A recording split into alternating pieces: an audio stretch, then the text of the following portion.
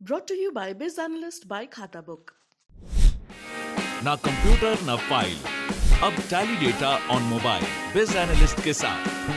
नमस्कार, मैं हूं आलोक जोशी और आप देख रहे हैं बिज अड्डा। और बिज अड्डा में आज फिर बात करेंगे महंगाई की। महंगाई के आंकड़े देख रहे थे अभी तक आप कि कंज्यूमर प्राइस इंडेक्स 6.1% पे पहुंच गया है, होलसेल प्राइस इंडेक्स 14% के आसपास पहुंच गया है। लेकिन इन आंकड़ों से हमको क्या लेना देना?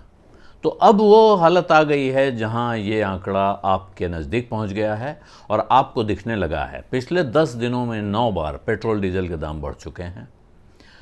रसोई गैस का दाम, आपके घर आने वाली रसोई गैस का दाम नहीं बढ़ा है, लेकिन कमर्शियल गैस का सिलेंडर फिर 250 रुपये महंगा हो गया है आज।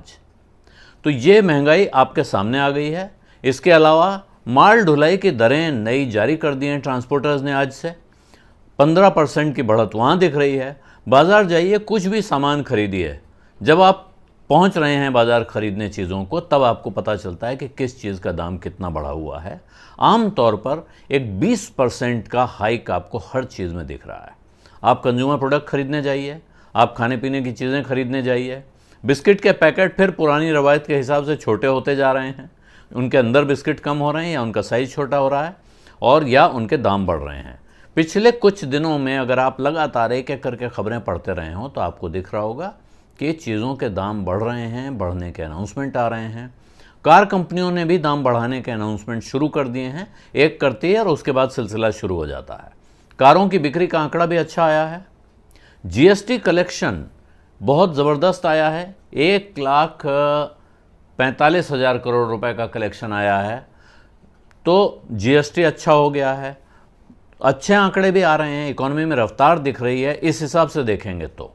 लेकिन जब आप जीडीपी ग्रोथ का आंकड़ा देखें और जब जीडीपी ग्रोथ पर नज़र रखने वाली एजेंसियों को देखें, दो बड़ी एजेंसियां हमारी ग्रोथ के एस्टिमेट को डाउनवर्ड रिवाइज कर चुकी हैं। उनका कहना है कि ये जो परिस्थितियां यूक्रेन युद्ध के बाद, यानी यूक्रेन पर रूस के हमले के बाद पैदा हुई हैं, इनकी वजह से इकोनॉमी को फिर झटका लगने वाला है।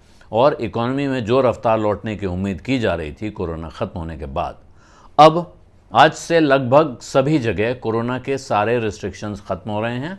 सभी कुछ वापस अपनी पटरी पर लौटना चाहिए था। लेकिन यहाँ फिर एक ग्रहण की तरह आ गया है यूक्रेन पर रूस का हमला। रूस की तरफ से खबर आई कि भाई वो भारत को कच्चा तेल सस्ता देने को तैयार है, काफ़ी सस्ता। लेकिन जब इस पर जानकारों से बात कीजिए तो वो बताते हैं कि ये जो सस्ता तेल है, ये दिखने में तो अच्छा लग रहा है, सस्ता है, लेकिन इसका भारत फ़ायदा कैसे उठा पाएगा ये समझना थोड़ा मुश्किल हो रहा है। वजह यह है कि एक, रूस से भारत कच्चा तेल आने के रास्ते नहीं हैं। जो रास्ते हैं वो मुश्किल हैं, लंबे हैं। हालांकि ताज़ा बात यह आई है कि रूस का कहना है कि हम भारत में ये दाम देंगे, यानी वहाँ से यहाँ तक कि ढुलाई का सारा खर्चा रूस का होगा। तो एक तरह की राहत है कि जो एडिशनल खर्चा होता है, ढुलाई भी महंगी हो रही है दुनिया भर में, वो नहीं पड़ेगी। लेकिन तब भारत में जो रिफाइनरीज हैं वो रूस के क्रूड को प्रोसेस करने के लिए डिज़ाइन नहीं है। उसके लिए भारत में रिफाइनरीज को रीडिज़ाइन करना पड़ेगा, ये पेट्रोलियम सेक्टर के जानकारों का कहना है। अगर ऐसा हुआ तब वो तेल वहाँ से आएगा, यहाँ रिफाइनरीज में रीडिज़ाइन की हुई रिफाइनरीज में उसको प्रोसेस किया जाएगा और तब वो आप तक पहुँचेगा। तब उसका फ़ायदा आपको मिलेगा या नहीं मिलेगा इसकी जानकारी अभी तक नहीं है, क्योंकि पिछली बार जब अंतर्राष्ट्रीय बाज़ार में कच्चे तेल के दाम गिरे थे तो उसका कोई फ़ायदा आपको हमको नहीं मिला था। वो सारा फ़ायदा सरकार ने एक्साइज ड्यूटी की शक्ल में अपने खजाने में भर लिया था। कहा यह गया था कि जब कभी ख़राब वक्त आएगा, दाम बढ़ेंगे, तो उस वक्त राहत देने के लिए ये काम इस्तेमाल किया जाएगा इस पैसे को, लेकिन ऐसा हुआ नहीं है। जब दाम बढ़े हैं तो दाम बढ़ते जा रहे हैं। पिछले करीब 3 महीने 4 महीने 135 दिन चुनाव के चक्कर में पेट्रोल डीजल के दामों में कोई बढ़ोतरी नहीं की गई। लेकिन उसके बाद जो बढ़ोतरी शुरू हुई तो रोज़ रोज़ कुछ न कुछ बढ़ रहा है। आज भी 1 रुपये के आसपास की बढ़ोतरी हुई है और इसका असर माल भाड़े पे दिखाई पड़ रहा है। माल भाड़ा बढ़ने का असर और तमाम जो कच्चा माल होता है फैक्ट्रीज़ का, उसका दाम बढ़ने का असर आपको दिखाई पड़ रहा है। जो नहीं दिख रहा है वो दिखने वाला है। रूस से भी हमारे यहाँ बहुत सारा सामान इंपोर्ट होता था और यूक्रेन से भी। यूक्रेन सूरजमुखी के तेल का बहुत बड़ा प्रोड्यूसर है और भारत में जो लोग सूरजमुखी का तेल खाते हैं अपने खाने में इस्तेमाल करते हैं, वो ज़्यादातर हिस्सा उसका वहाँ से आता था। इस वजह से अब सनफ्लावर ऑयल का दाम बढ़ने वाला है, सरसों के तेल का दाम आपको पता ही है। बाकी भी जो खाने के तेल हैं, जो 100 रुपये के आसपास जिनका भाव हुआ करता था 1 लीटर का, वो 200 से 250 रुपये तक तो पहुँच चुके हैं, इसके ऊपर जाते हुए दिखाई दे रहे हैं। तो महंगाई काबू में आती दिख नहीं रही है। और महंगाई काबू में ना आए चिंता की बात नहीं होती है। अगर देश की इकोनॉमी रफ्तार पकड़ रही हो, तेज़ी से बढ़ रही हो, तो उसके साथ महंगाई बढ़ती है।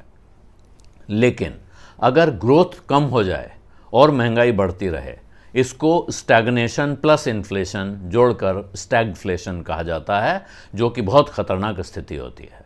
इसका आप हिसाब इस बात से लगा लें कि आपकी कमाई न बढ़ रही हो, आपके खर्च बढ़ रहे हों, आपको कर्जा लेना पड़े, और आप उस धीरे धीरे क्या होगा कि आप कर्ज के बोझ में दबते चले जाएंगे और किसी भी तरह से उस कर्ज को चुकाने की हालत में नहीं रहेंगे। तो ये चिंताजनक स्थिति है।